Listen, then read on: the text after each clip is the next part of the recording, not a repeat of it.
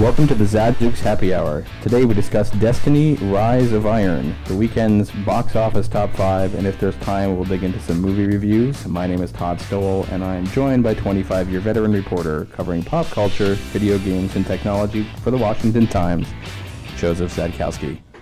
Hi. Hello. That's a fun game, Destiny. It's been around a while.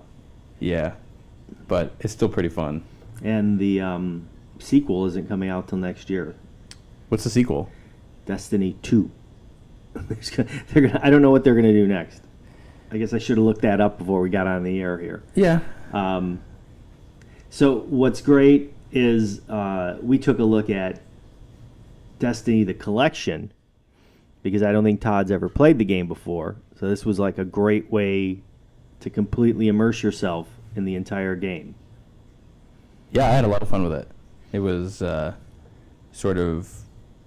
gameplay is so well done. The transitions between scenes is well done. The writing is very well done. The animation is very well done. The gameplay is very smooth.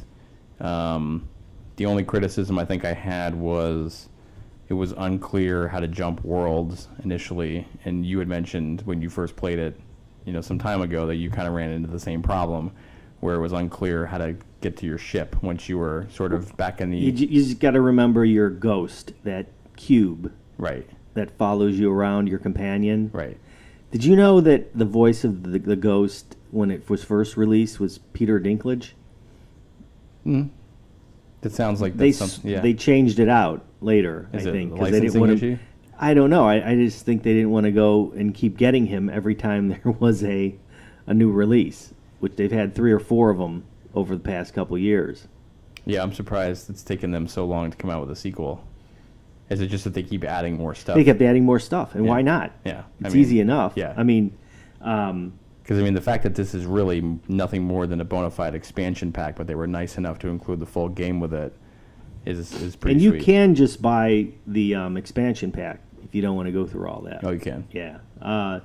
Do you want to tell people how do you start or play the game? What's the point? I can be specific. The first thing is you got to create a character. It's not huge customization, but it's kind of cool. You can either be a Titan, which is kind of a big-ass warrior, a hunter, which is more of kind of a stealthy assassin, or you can be a warlock that, of course, can do a lot of spell casting and stuff. So previous time I played it, I was a Titan, and I went with Titan again only because I was so comfortable with his powers.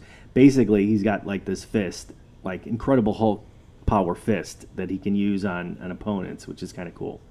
Do you know who you picked even? Yeah, I'm a hunter. You're a hunter. Yeah. And what does a hunter do? I don't even know. So he's really good at shooting people in the head and taking out his enemies with headshots. He's definitely a marksman, and a lot of his overall skills is just that. It's the weaponry he has is very much geared at, taking out a target with precision. So you're getting a high-powered, not fully automatic shotgun /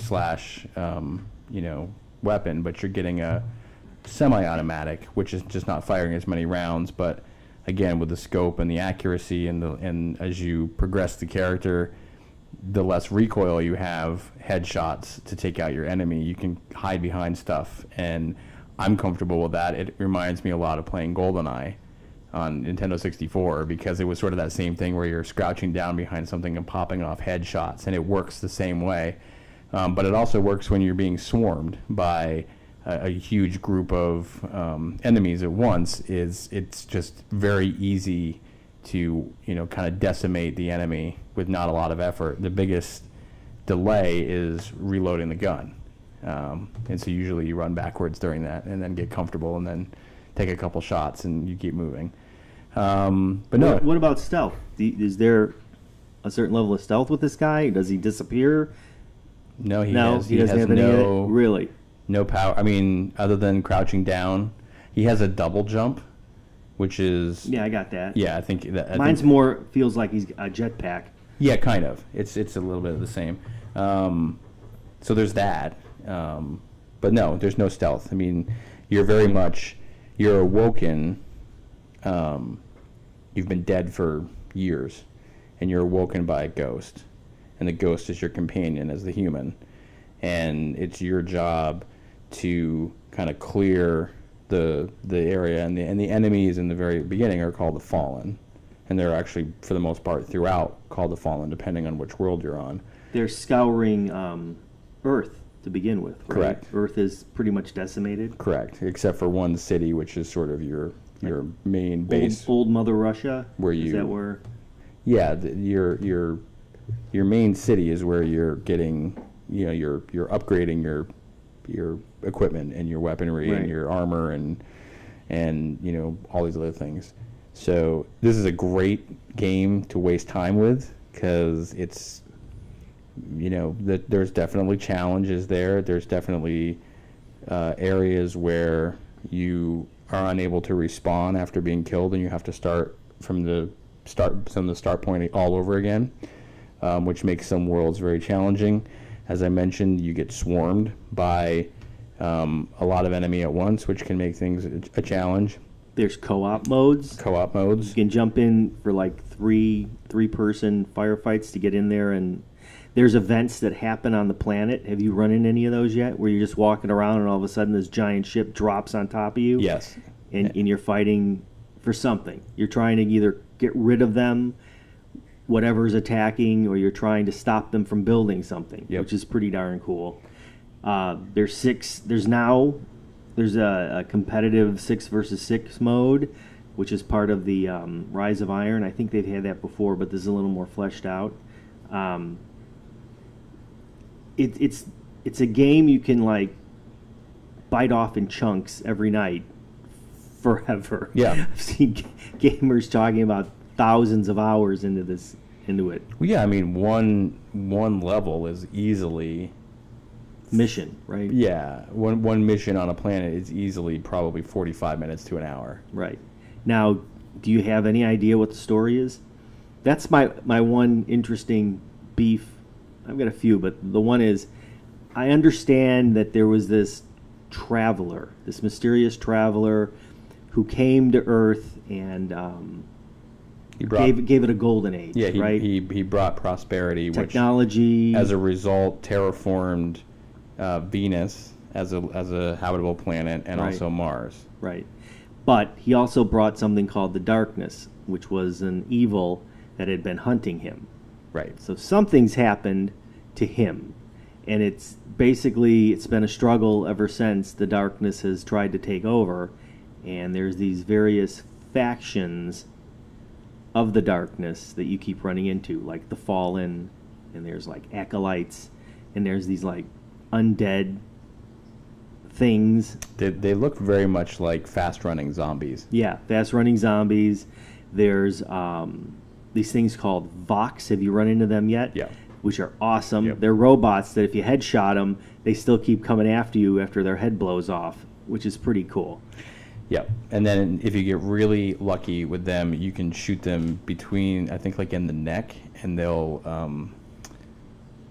their electrical circuits will blow out. Right. So that's kind of cool, yeah. too.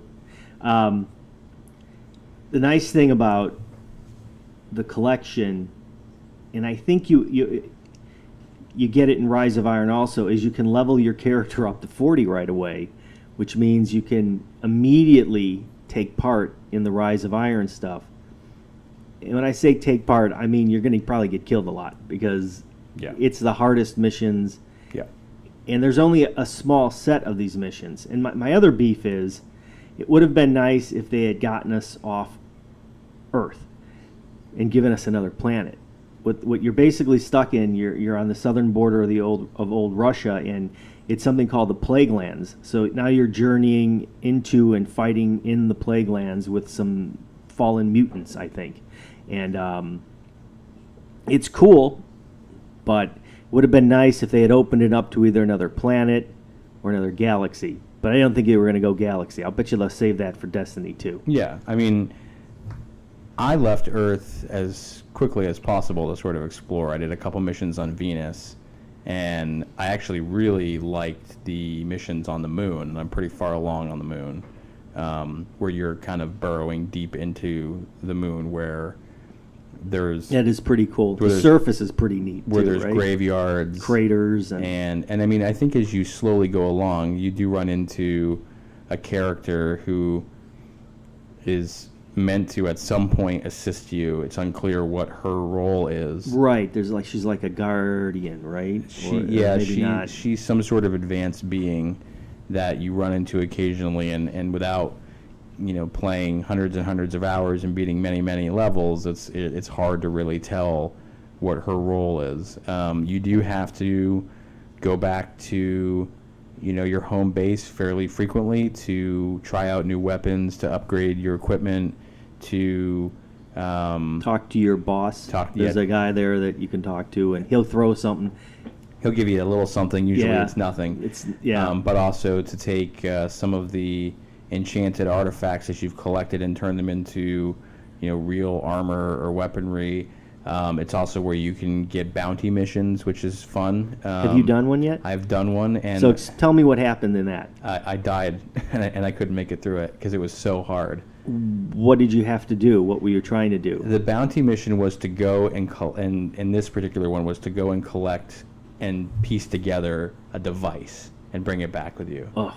And the problem is that at every turn, it's just another swarm. And I just, I think you need to have a more advanced weaponry than at level 40's weaponry, because it's just, I completely ran out of ammunition and couldn't reload. Why? And because you're shooting the sort of undead zombies, and they don't leave any ammunition for you to pick up. That's why you got to have that Hulk fist. That came in real handy for me, because you just start throwing punches and they're done. I mean, when you run out of ammunition, you have a machete that you can wield. Oh, really? And That's you can cool. and you can definitely take people down, but there was just too many. It's just overpowering, so I couldn't make it through that one. I think that's meant to be far more advanced. I think it's when you're really up to playing the iron missions that you can, maybe hold your own, but not right now. Well, that's cool. I think what we need to do, though, is play it another 2 weeks and then come back and once again take a look at where we actually gotten into Ironhide, because the collection also contains the Taken King, the expansion 2 of House of Wolves, The Dark Below, and the original Destiny game. There really is a ton to do. Would you consider it repetitive at points? I mean, I think there is definitely some repetition after playing the missions, 6 or 7, 8, 9, 10 missions. I mean, I think that there is to a certain extent, but you can just jump around planets if you're bored. I mean, if you're sick of something. And all the planets look great. Yeah. I mean, that's one of the cool parts about it. The visuals are phenomenal. And have you run into guys who just decide to start, like other players who just start shooting at you because they're jerks? Have you done that yet? I've run into that multiple times. But they don't hit you. No, they don't hit you. But it's like, what are you doing, man? So you know what I do? I bow to them. Have you done that yet? I usually sit on the ground and cry, or I break dance. And I unfortunately did have a dance session with another player, and I'll admit it. It's fun. It was a little, okay. It's silly. It's a little weird, but it was. But that guy then hung out with me for the mission, and it was much easier because I had a guy watching my back. Yeah, and the weird thing is, which I sort of found with the 1 to 3 player options that you can do kind of per mission, is you really don't need to play with them the entire time. Like, you can just come into an area where there's somebody already there and kind of help them mow down whatever badness that there is, and then they just run off and do their own thing, and they've helped you clear the area. Right. But it's not like you have to go into a waiting room and wait for 2 other players to join you, and then halfway through the mission somebody bails out and now you're down to 2. You're stuck again. Yeah. It's very much that if they're there and they're also after the same objective, then they're there to help. But for the most part, and you see players running around constantly. Most of the time I have no idea what they're doing because they're clearly not following the mission. They're just running around. But in that point, it does make it sort of unique because you're not required to have people help you, and that's the beauty of it. I think is that it really is a first-person shooter game that doesn't really require assistance to play. I think as you get into the harder levels, it definitely makes sense to try to team up and melee through things, but it's not a requirement. Right. So overall, we're still liking it. I think it's great. It's fun. It's a huge time waster. I'm not bored with it, and I think that the harder the levels, it's going to be really interesting to see how and as you beat a world, or as you sort of quote unquote take back or conquer the world, what do you get as a result of that? I think you and I have talked, the biggest challenge is how do you get past level 40, which is where we are. And apparently I don't think you can. I think what happens is you're at 40 and you keep gathering light points. Okay. So I think that's what happens. I should have read up more on it. And these light points continue to accumulate, but I don't know. I think the light points are in the 300s, but I'm stuck at like 285 or something. I actually got up to 290, but that's about where I'm at, I think. Did you die and lose some? No, I don't think you can lose that. Maybe I'm in the 300s. No, I'm not in the 300s. I'm in the high 290s. Yeah, that's about where I'm at. It's fun. So anyway. Cool. We'll check back. All right, sounds good. We'll take a break. Be back. Communities Digital News, built by the writers and editors that deliver the news 24 hours a day. Visit comdiginews.com. That's COMMDIGI news.com. And support the next evolution in news. You're up. It's movie review time. You're up. Because you didn't watch any of them. I won't watch Clown. Well, wait a minute. We're getting in front of ourselves. So I really like Halloween. Halloween's my favorite time of the year. No kidding. So I found 3 movies that are getting me into the Halloween mood, kind of. So the first one from Anchor Bay was Clown. And this is great. Because first of all, this director, John Watts, he's now doing the new Spider-Man movie, the whole franchise.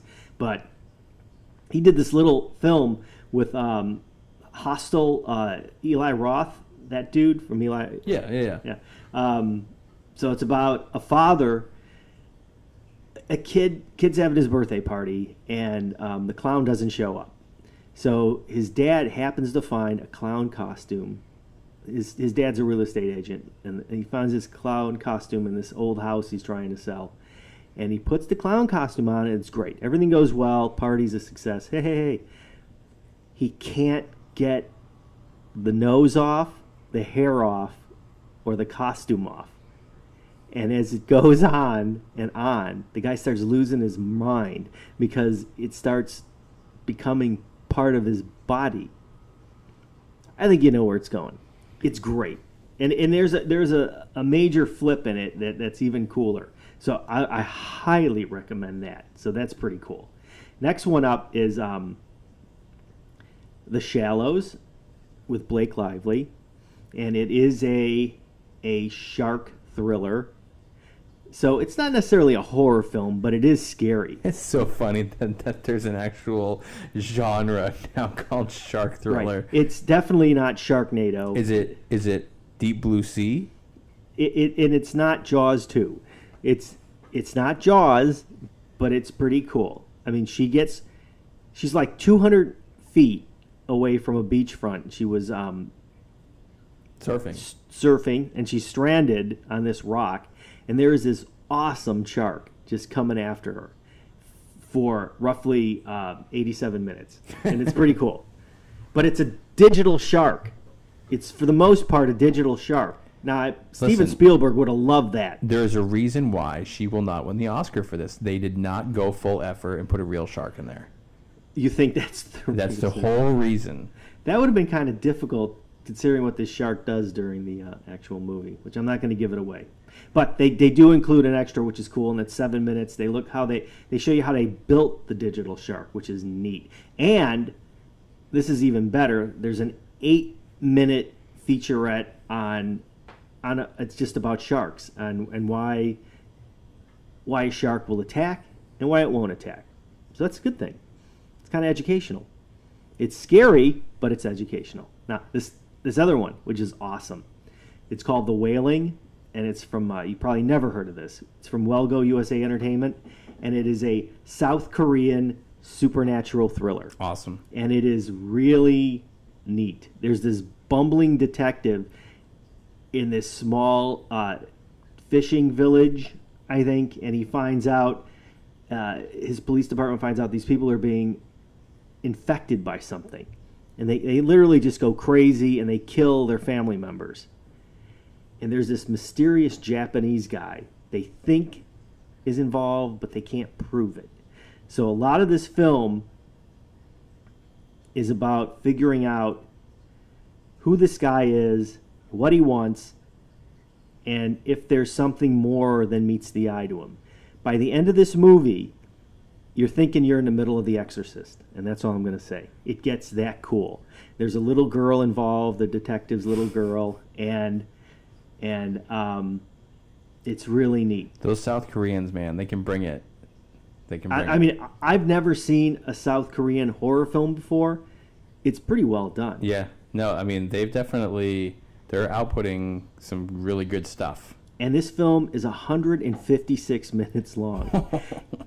This is a slow burn. I mean, the director, I'll butcher his name, so sorry, Na Hong-jin, does a great job of setting this film up, character build, everything you'd want to know, and it reaches really a great climax at the end.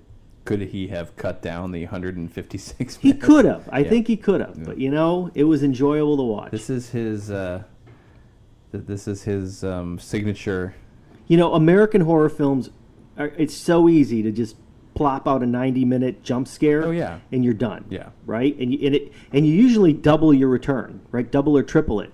You 7 million and you're already making 28, 30 million. People love horror films regardless of the time of year. Right. And it doesn't matter whether it's good or bad. And that's the one genre that is so interesting because the worse the movie, sometimes the better it is. I mean, look at Evil Dead, for example. That movie's a joke. I mean, it's hilarious. But it's great. Right. Right. It's so fake and so over the top. You just love it. So anyway, those are just 3 of a prequel of many I'm going to be reviewing soon. I'm going to actually do a whole horror roundup in an upcoming episode of great horror TV that's come out recently. So we'll see what's going on there. Awesome. Looking forward to it. No, you're not. You hate horror movies, don't you? I don't mind. What's your favorite horror movie? Probably Friday the 13th. You're kidding. Really? Yeah. Of all the great horror movies ever created, like the original Wolfman. I mean, I like Halloween. The Halloween, the John origi- Carpenter's the Halloween. original Halloween, like- or The Exorcist. Love The Exorcist. Okay. I mean, you live in D.C. You have to like The Exorcist. You know? But I'm from Chicago, so Yeah, no, I but don't you have live- to like The You Exorcist. live here now, and you know they shot it in Georgetown, so... Yeah, I've seen those steps. I've been on those steps. And let me tell you something. Those are really steep stairs, and you can get winded going up those stairs. Creepy. There's a lot of them. It's awesome. I think, and the funny thing is no one knows it's there, and I will drive by and be like, oh, yeah, Exorcist stairs. Oh, really? You know, it's like, yeah, it's right there. And the house right next to it. Little known. It's awesome. Okay. Yeah. That's what I got. And, well, the biggest horror that's going to be coming out on DVD soon. You know what? All right, we're going to go on a tangent here real quick. Did you see Saturday Night Live? I did. The whole thing? Or Or did you peter out at the end? No, I was in it. One of the last throwaway skits was about women in film. Do you know what I'm talking about? Yeah. There were 4 actresses that were talking about their experiences in filmmaking. Right. And one of the actresses was an older actress talking about the golden age of Hollywood and how much fun or not fun she had doing that. Now, that was Kate McKinnon, right? Right. She was really funny. She was great through the entire episode. But she was really great there. She had great dialogue. She was probably improvising a little bit because the other cast members were breaking up during it. She was really funny. Yep. You know what she really wasn't funny in? Ghostbusters. That's right. That was sacrilegious what they did to her in that movie. Well, we're going to get the extended cut. That's right. And we'll figure out if gonna maybe be they should have painful. just left the movie alone and not cut it. Right. Which, that's happened before, where, you know, Yeah. Superman versus Batman. Yes. And you felt like the director's cut was a more authentic. Aliens. I don't know. I could go both ways. I like both versions just fine. If you get a chance, related to this topic, the new season of South Park really goes into Are Women Funny? It's probably one of the best seasons I have ever seen those guys put out. We're 3 into it. It is phenomenal television that they have put together. It is some of their best work. I have not seen South Park, so in a long time. And I don't think you need to catch up on it at all. Start it out. You'll. The only thing you need to know is some of the characters that you saw are not there anymore, and there's different characters in their place, but they're secondary characters, and it doesn't matter. What about the talking turd? Is he in there? Mr. Hanky, the Christmas Pooh? Yeah. No, I haven't seen him. I haven't seen him in a while. But Cool. It's really, really good what they've done this year, and it ties off. They in the very first episode, Eric Cartman is. You can't tell if he's making fun of or if he's being legitimate. The idea that women are or aren't funny, and references Ghostbusters, saying, well, guys, it was funny, and everyone thinks he's being a troll, and you have to kind of go through the season to determine whether he's the troll or not, and it gets back to internet bullying. I mean, it's very topical, and they go over the presidential debates that just happened. It was really, really well done, some of the best work that they've done. So to circle back to the whole Ghostbusters thing, there's a reference in there. We will watch the extended cut. I will complain, piss and moan about it extensively for weeks on end afterwards, which is probably just necessary. And it's my Halloween horror. It's a theme. That's your horror. It's my horror. But it's a real horror. It's not an enjoyable horror. That's the whole point of my horrors. They just killed any additional movies, which sucks so hard for me. Right. They're just done. They're never going to do another one again. I just, not in a long time. And if they do, then somebody sold themselves out to make a sequel to this one because it was so bad. Ugh. Okay. Yeah. We'll be back. Communities Digital News, built by the writers and editors that deliver the news 24 hours a day. Visit comdiginews.com. That's COMMDIGI news.com. And support the next evolution in news. We're back. Top 5? Top 5. Top 5 what? Top 5 Films movies that I'm just off. Closed out. Miss Perigine's Home for Peculiar Children. This is Tim Burton's movie. Isn't it Peregrine? Perigine. Perigine? I think so. There's no way it's Perigine. We're going to spend 5 minutes trying to pronounce Perigine. Miss Peregrine's Home for Peculiar Children, you think is Miss Perigine? Well, it's just, it's late. It made a lot of money. Yeah, 28.5. Not great. This sounds like a Chris Farley interview. Deepwater Horizon, which I'm shocked was second. I thought for sure that movie was going to crush it. Got good reviews, Rotten Tomatoes good reviews, audience gave it good reviews. Just 20 million. Right. Number 2. But, kids' films kill it. Magnificent Seven. I'm bummed. I like the original. There's no reason to make it. I think they're going to make budget. What was budget? 90. And they're going to make budget. They're at I see, almost 62.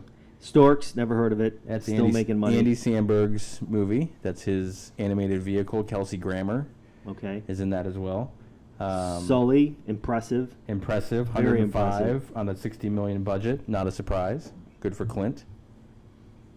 And Masterminds, which opened this week, which was the Zach Galifianakis and Kristen Wiig / that looked Owen funny. Wilson movie. And it's not making any money. Which did not do particularly well. That's a bummer.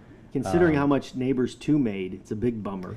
And then Suicide Squad, which is still number 11 at $320 million for a movie that nobody liked. Right. That's amazing. I don't even know what to say. That's ridiculous. All right. What's coming out? On Blu-ray this week, Swiss Army Man, which is the Daniel Radcliffe, Paul Dano epic about a man marooned on a desert island and using a gassy corpse to escape. I'm serious. It's really good. And you liked it? I liked it. Okay. It was way out there. X-Men Apocalypse, the Prince movie collection, which I got to tell you, the guy was a fantastic musician, a visionary in music, an incredible instrumentalist. But he was certifiably nuts. but not quite there with filmmaking. Okay, that is going to be a slog. I'm just telling you. Purple Rain's okay, but Under the Cherry Moon, Graffiti Bridge. How long is this? All three. It's 3 movies. Oh. In one. It's a trifecta. Now, hopefully, we can focus on the music and not the plot. So we'll see.